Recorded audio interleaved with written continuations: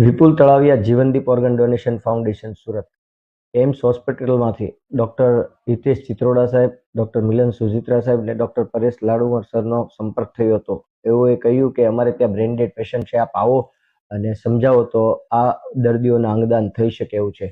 અમે અમારી ટીમના founder member PM Gondaliya, doctor Nilesh Kachhadiya અને સૌ ટીમ પહોંચી હતી. પરિવારજનોને મળતા કાચા પરિવારના 55 વર્ષીય મનુભાઈ જયરામભાઈ કાચા અને બીજા કિસ્સાના ઈલાબેન મનહરભાઈ પ્રજાપતિ જેઓ 45 વર્ષીય છે, તેઓના પરિવારજનોને મળ્યા હતા. તેઓએ અંગદાન માટેની સંમતિ આપી હતી. અંગદાનની સંમતિ આપતા જ અમે સોટો નોટોમાં રજીસ્ટ્રેશન પ્રક્રિયા શરૂ કરી હતી અને આ બંને દર્દીઓના થકી કુલ 8 લોકોને નવજીવન મળ્યું છે. બંને દર્દીઓની એક કિડની, એક લીવર અને બંને ચક્ષુઓનું દાન મળ્યું છે.